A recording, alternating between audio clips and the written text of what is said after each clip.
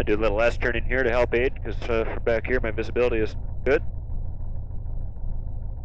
And it's becoming a ingrained habit from the biplanes. Yeah, it's actually from the front seat, visibility over the nose is, especially given the little cowl humps and whatnot, it's actually quite good. Very good visibility. And I'm not particularly tall, so a tall guy would see over the nose very easily. This little Skyhaven Airport here in Warrensburg, pretty nice facility. They've obviously spent some money on ramp and hangars and all that. Very nice facility, very nice people to work with, giving us good treatment.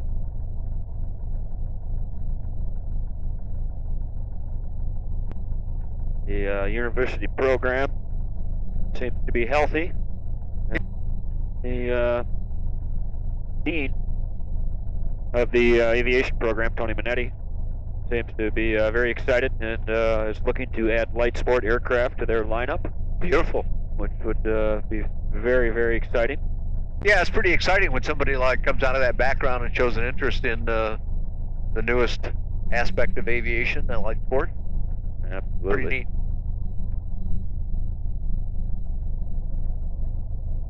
Obviously, you got a free breaking away tail wheel there that allows very tight ramp maneuvering, it feels like.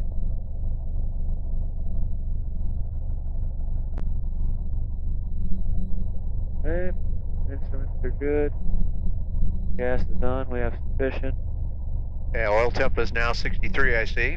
I'm gonna let that warm up just a little more here.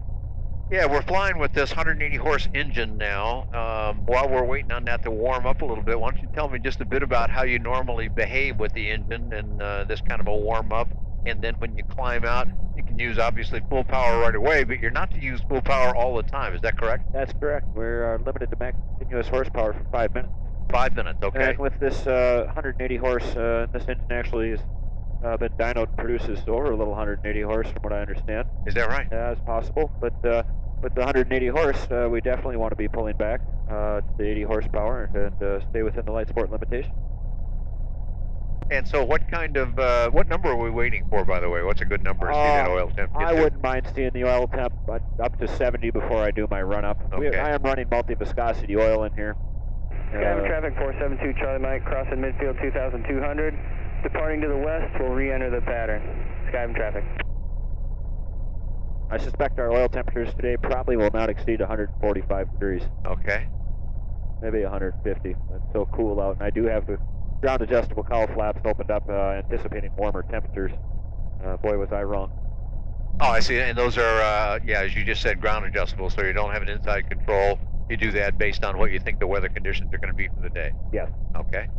And for the majority of the year, you can run the cowl flaps in the intermediate position, and it covers most temperature ranges until it gets really cold. Okay. The engine's equipped with dual electronic ignition, so we're not doing a magneto check per se. We're checking our ignition. Okay. Once you go ahead and cycle the key, check our left and right. You'll have an indicator light under the voltage light. That'll show. Under the voltage light. Okay, right I got side. that. All right, going to left first. Yep. 2 switches over to left. Okay. Although the right light came on, so Mike, back to both. Downwind 36, Skyhaven. And back to the right switch, and now the left light comes on. Correct. Okay. Both. And carburetor heat on the far left. Carburetor heat on the far. Whoops. Not mixture. Here Not you the go. red one. Not the white one. Carb heat is on. And there's a slight drop. There we go. Barely audible. Oh yeah. Okay. There was a little showing here on the digital RPM. The dual electronic ignition is so efficient at compensating for changes by advancing retarding. You very rarely note changes. I mean, when you switch cycle between left and right, it automatically compensates for losing half the combustion. Oh, I see. Okay, that's why we didn't really see much then There's when no I did drop. it. It automatically adjusts for that. Okay, so that's why you kind of have to have this voltmeter ignition lighting system to sort of tell you what you're actually doing. Yeah. I see. Okay. And to indicate a failure. I see. Okay. Good. Roomy cockpit, kind of more than I remember. I'm not a particularly big guy, but I've got quite a bit of elbow room and a lot to the sides, and all nicely finished in here. I really love the carbon fiber look, of course. Traffic 47. Okay, while we're waiting on a short final here, I'm Dan Johnson. We're recording here at the Warrensburg Airport. It's Skyhaven Airport, it's called, And flying with me is Ben Redman, who is the proprietor of, let me have the name of the company again. General Manager for Rare Aircraft Limited. Rare Aircraft Limited. And we'll talk a little bit more about what Ben does with his brother and the business that his father initially started about 20-some years ago, it sounds like. But basically, it's restoring vintage aircraft, as I understand. That is correct. Very cool, and you've got to do a lot of work with magazines and showing off some of those beautiful airplanes, I hear. Yes, we've had a great opportunity to get good exposure over the years. Very cool. And now you're engaged with CubCrafters, one of the early dealer sign-ups, and that's what we're getting ready to go up in here, is the Carbon Cub Super Sport. Let's do it. Let's take the world's most exciting Cub-type airplane out and have a 472 Charlie blast. Mike is clear. All righty, I'm excited about this. I've watched it go up from the ground, and I'm going to get to actually do it, so there's my smile. Here we go. Skyhaven traffic, Carbon Cub, 7 Romeo Alpha, departing runway 36. All right, Dan, you ready to have some fun? Okay, hands on the stick gently with you. You got the airplane. Let's go have some fun. Let's do it, buddy. All right. And it's going to be flying before we're ready. Yeah! We're off the ground already. Let's see, that was probably like, I don't know. And going up like a house, homesick angel.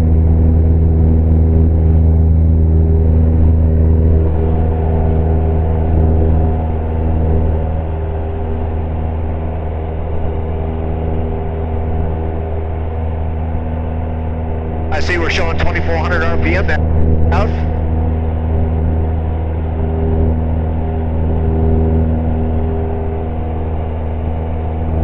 And all the stuff on the ground is getting smaller rather quickly.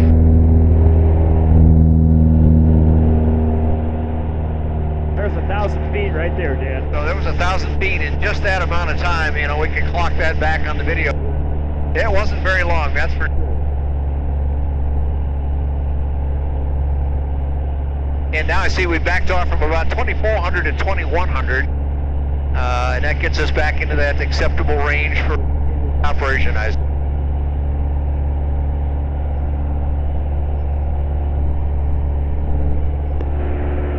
Skyhaven traffic, Carbon Cub, 7 Romeo Alpha, is turning crosswind for 3 seconds.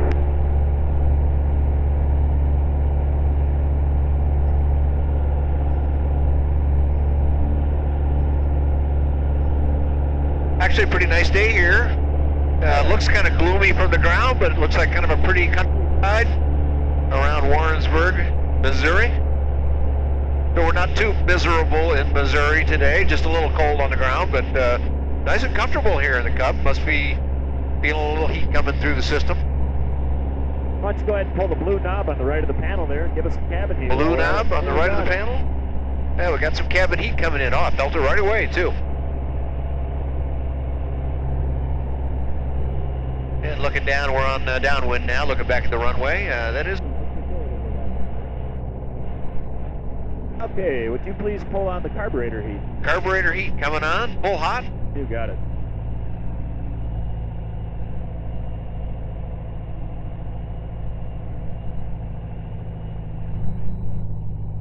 Just for fun, we're going to use some flaps today with that nice headwind on the runway. Why don't you go ahead and pull on the first notch of flaps for me, Dan? Okay, flaps. Pull the trigger and... pull the trigger. D10. Yep. D10 is up. Back to 1 notch. You can feel it, hear it, and sense it right away. So, flap handle's over here to the left. I suppose that's shown on the camera. Let me get close here and look. Not quite, but just a slightly out of camera range over on the left cowl on the what's sometimes called the A pillar. Very easy to reach, but only accessible for the person in the front. So clearly you solo from the front. Oh, I'm wrong. You can easily reach it from the back. The long arm of Ben reaching forward from the aft seat. No problem at all to reach from the aft seat. I stand corrected, thankfully. Well, once the first notch was put in for me, I was able to reach it. Well, okay, that would have been kind of a long grip to get the forward one. So you only cheated a little bit, but we'll accept that. So we got full flaps down now, which is how many? Let's just go to 2. Okay.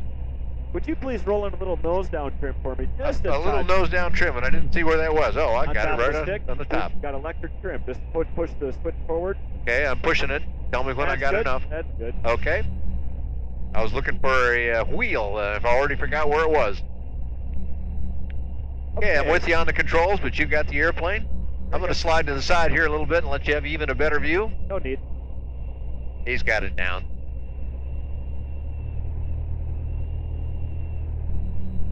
Oh, we'll carry a little power here since it's such a good headwind today. Yeah, wind's right down the runway, looking at the windsock.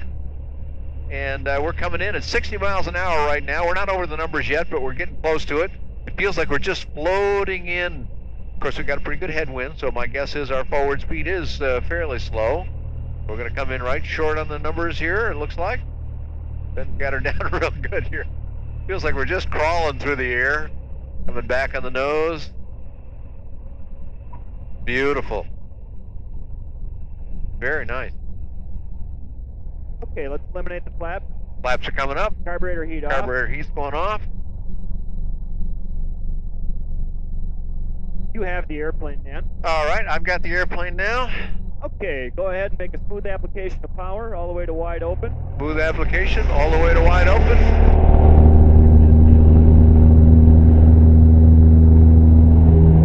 Well, that was pretty easy. We'll be shut.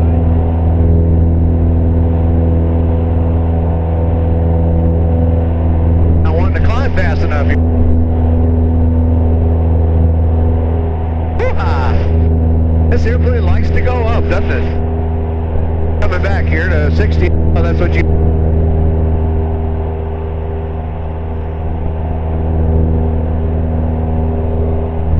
Everything's getting smaller again.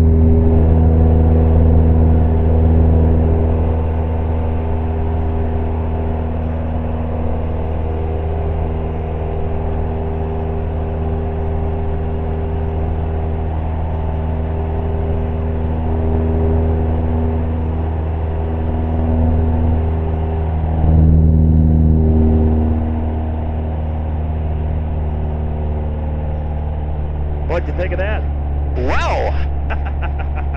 You know, it's when the power first comes up, it's almost a little intimidating because there's so much action right off the bat. But it actually was more docile than I even expected it to be. Docile in the sense of being able to control that power. Airplane's got a lot of control feel. Rudder pedals were instantly responsive with all that blast going by the... I'm going to go ahead and turn left on upwind here. And I suppose we can kind of go out here pretty much anywhere and wander around for... As long as we go west and stay away from Whiteman Air Force Base. Okay, Wyman's behind us. Yep, they don't want us, let's not go look at the B-2s today. Yeah, B-2s or running any UASs, I guess they got over there too. So we're on crosswind now. We'll do the standard 45-degree departure here to kind of signal our compatriots in the air if there are any. So I'm at 2060 now. That's just kind of a number I went to. Got a preference for where I ought to be. Oh, that's great. You can operate this anywhere. You know, Okay. if I want to fly around on a nice summer day and pretend I'm a J3 Cub, Yeah. I'll pull it all the way back to 1700, 1600, be doing 65, and burning a couple gallons an hour and open up the door and windows and enjoy life. Is that right? Absolutely. If we want to cruise around a little better right now, we can go ahead and push it up to 2200 or 23. I want to come back first and try the slow speed stuff. Let's do it. It's the old ultralight guy in me, you know. Absolutely. Use your trim. I'm kind of bumping the trim. Is that a technique that works, Yeah, or? just hold it until you feel the pressure's where you want it. Okay. Oh, okay. It's not as some of them are so quick that you press and hold that long, you get more action than you want. This is a little more controllable than that. Ah, beautiful. Here we are in sort of Cub land. We're at 1590 indicated RPM, and I'm at 60, and altitude looks like it's holding. So that's a pretty tolerable number. And we're not going to open the door today because we're both chicken and don't want to freeze to death, but you could open. Can you open both windows? Actually, they one or the other. One or the other, okay. But you can, but either one then. Okay, Yeah, so that's both, cool. Both do open, but in flight, the manual calls out flying with one or the other open. I prefer just to open the window and door both. Oh, okay. Well, that gets you a lot of air through here, and if it was one of those 80-degree days, I'd be real tempted to do that, but I think today we'll just let it go at this. So I'm going to come back up on the power a little bit now, watch my trim a little bit. See if I can keep the altitude roughly consistent. I'll come back up to 21 or so. And where did you say for cruise? Today, let's do 2150. 2150 we'll come up to. I'm adjusting the trim a little bit. Very convenient right on the top of the joystick there. And the trim is quite a nice control that doesn't kind of surprise you, as I mentioned a moment ago, so that's cool. Okay, 2150, or pretty darn close to it anyway. Adjusting the trim just a little bit here, trying to hold altitude now. We're still climbing 500 feet a minute. Oh yeah, we sure are. Okay, so I got to push the nose down there. A little different sight view then when you got it. I'm still climbing actually. Wonderful visibility over the nose. Yeah, wow. And up and to the sides.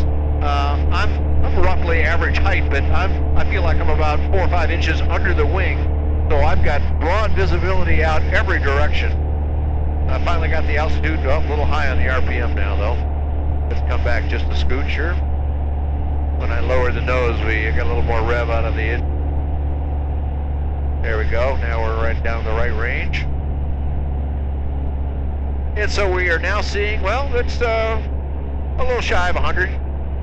Yep, we're back at 22. Yeah, right. Yep, I overshot a little bit the other way now. Let's come back up a scooch.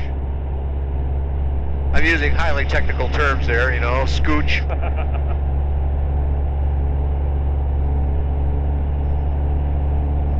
Okay, now I think I got it. Well, now it's just a tad over, but...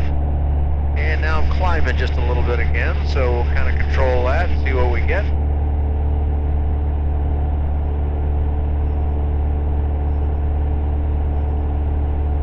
Engine vibration is very low. Of course, when you first apply all that power on the runway, you're kind of, whoa, there's a lot.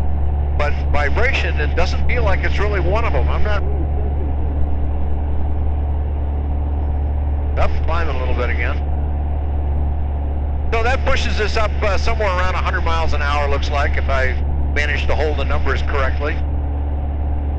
2160 RPM now. Climb is a hair below level, but pretty close to level.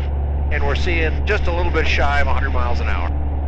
All right, why don't you try a couple of turns? Okay, let's come around to the left here, looking out to see if we see anybody out there. All clear. Looks clear to me. Coming around to the left, gentle turn to begin with. I'm going to head, pick up a straight south heading and then do my little Dutch roll bit.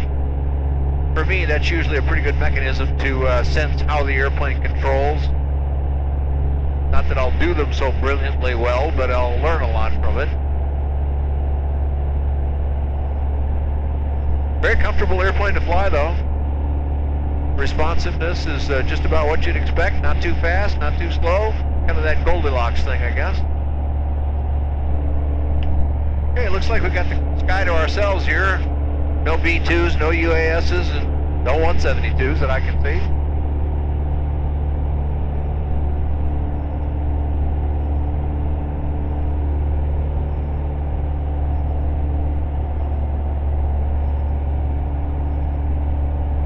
Runners are I'm not saying they're too sensitive, but they're more sensitive than I expected. You think of a Cub and you kind of think of an airplane with, in fact, I guess the secret is almost to hardly use any rudder. Well, I'm not keeping the ball very centered, but let's try this again. I'll get settled up here.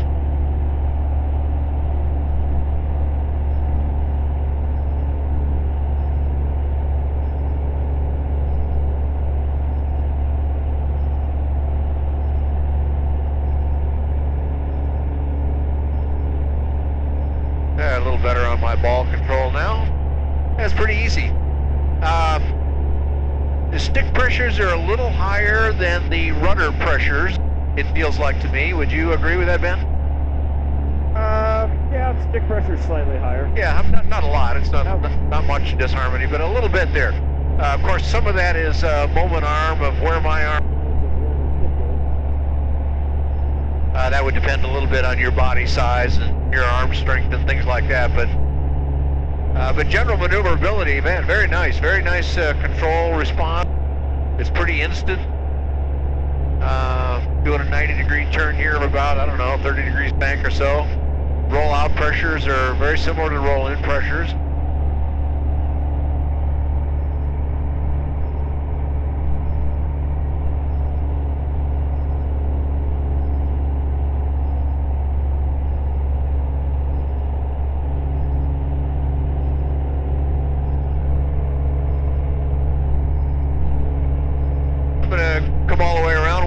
more of a steep turn.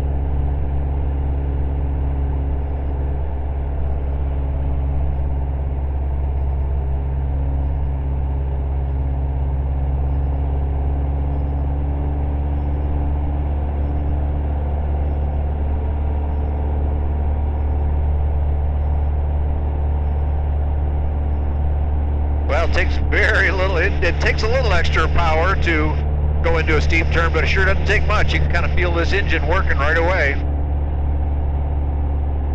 As soon as I added a little bit too much power, we started climbing right away. Doesn't take much.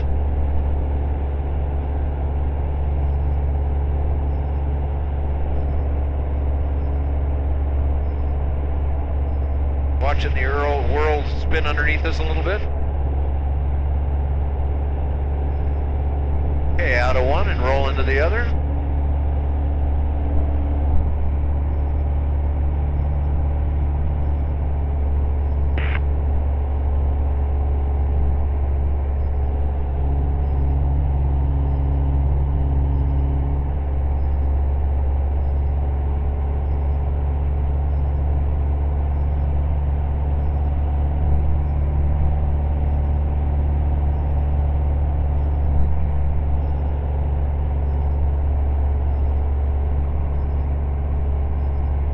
Excellent. On a northbound heading, why don't you climb us up to 3,000 feet, Dan? Roger that.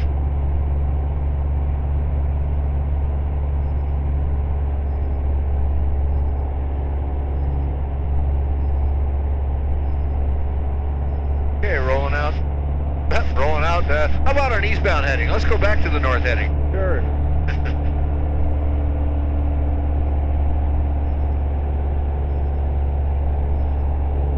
And I see we got a couple airplanes up and above us here.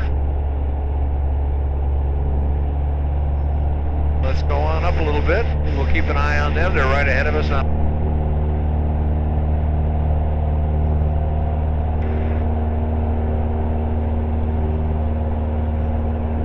Kind of look like some of your boys there. Couple of Wacos. That's what I thought. Okay, let's level off here at 3,000. Boy, it doesn't take anything to get back up, does it? Nope. Very All right, neat. let's slow it down. Keep All right. pulling the throttle back. I've got the airplane for a moment, Dan. All right, you've got the airplane. Why don't you give me some carburetor heat, please? Thought you might want a little bit. A little rich. Yep. And one notch of flaps, please. And one notch of flaps coming down. There we Okay. go. Secured. And second notch, please. And second notch. Now, keeping the nose right about here on the horizon, I'm just going to pull back the throttle ever so slightly, just all the way to idle. And I'm going to start holding the stick back, and there's an audible stall horn, which will come on. Okay. Let's hold this stick back, hold it back. What are we indicating? Well, under 30, something under 30. There's a stall brake, just Okay. relax the stick. I'm just going to do another nice one, a little lower. See if I can get us just to kind of live in the stall here. Indication is about 35 miles an hour right now. Dropping more. Down to the very bottom of the white arc. Up, it's getting a little sloppy there, just about what the white arc suggests. I see 30 now, maybe a scooch under. Technical term again, 29, 28, something like that. Sticks all the way on the stop. And there's the audible. stall. I would say that was maybe 27. Okay, now, if we leave a touch of power in for this, And we're talking just a touch here, a couple hundred RPM is all you got. I'm going to leave it in there. Now watch the indicated airspeed. Okay, airspeed is now 25 miles an hour. 26 maybe. And this is very little bit of power. I saw a little bit below 25, there. 24 maybe. That's really slow. All right, Dan, you have the airplane. Go ahead and explore the stall. I've got the airplane back again, and let's just checking out to the side, see if we got anybody up here with us again. I think our Waco buddies continued west, but let's go make sure. Well, it continued out of my range of sight anyway, so we'll come back here. By the way, making some gentle maneuvering here with flaps down and 50 miles an hour speed.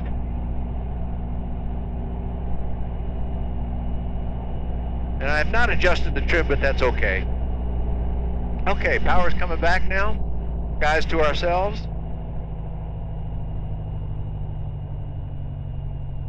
Okay, pitch pressures went away from the stick as the power came back. Power's back to idle thrust, or pretty close. And stick is coming back gently. Just a little above the horizon. About 30 miles an hour showing. There's the audible. No power addition at all. Speed comes back up easily, audible's still on. Feels like we're about stopped in the sky. We're going so slow though. Let's come back with the power again a little bit.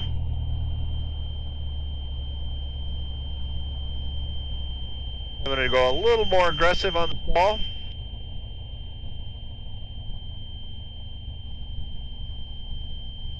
Stick is full aft. There's the brake. Wonderful. All right. Very tolerable. All right, coming back up with the power a little bit. We'll ease off the flaps. Back to 1 notch. A little more power. Flaps coming up all the way. Carburetor heat. Now I'll come up a little more power first. Carburetor heat going back off. All right, should we go back and see if I can land it? Let's do it. All right.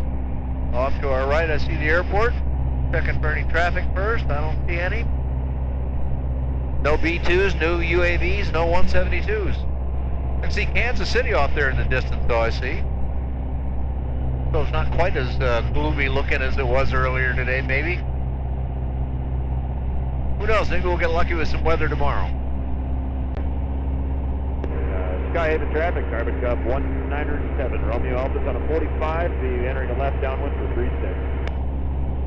Okay, pattern altitude 1,700 feet. All right, come back under power just a scooch. Okay, coming in a little trim here. There we go. Oops, overshot a bit. Okay, we're at 1900, so we're still descending into pattern altitude. I'll come back a little further on the power.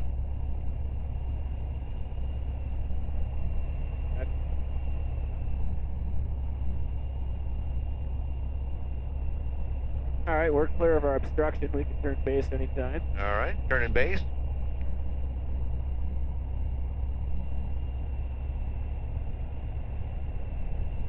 I'll let you apply flaps, trim, and whatnot as you see fit. I'll come in with a notch now just to begin my trimming. Okay.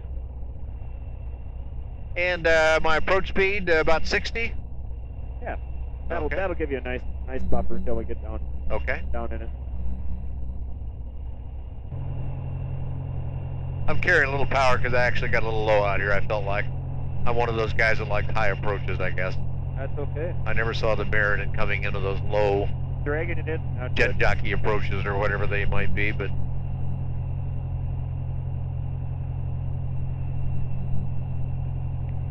I always figure, well, you know, if you lose the engine here, you'd be really dumb to land short. Of course, you do what you have to if you lose the engine, but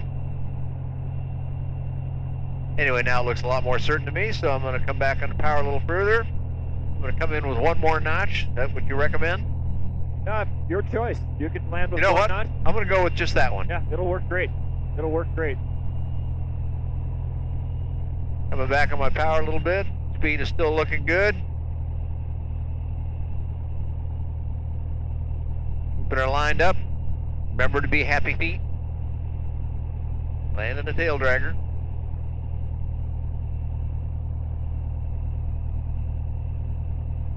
And slowing a little bit as we come over the numbers here. It won't make quite as neat a landing as Ben did, but let's see what we can do here. Coming back on the power some more. Gentle nose up. A little more. Well, not too bad for a rookie. Nice one, Dan. All right, we'll go for the benefit of the camera here. Since I see him right out here. Flaps coming up. Made one mistake though, forgot to put the carb heat on. You got to make at least one mistake though, otherwise nobody got anything to say anything about. That's right. And I guess, should we go to the ramp or turn here? Yeah, let's go to the ramp. Let's go back down to our parking spot there, down that area. I know what All right. they want us to do. Well, this is an easy lander. Yeah. And takeoff is just that's just that's an invigorating thing, boy. It's very addictive. Gets spoiled by the power quickly. And so now I'm doing the taxiing, and piece of cake to see over the nose. I got to raise my head just a little bit to actually see full ahead of me.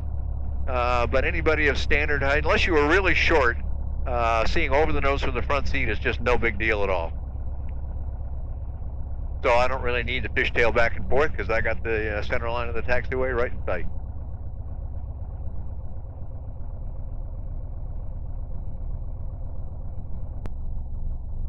Okay, he's giving us some direction here, so we'll follow him right in.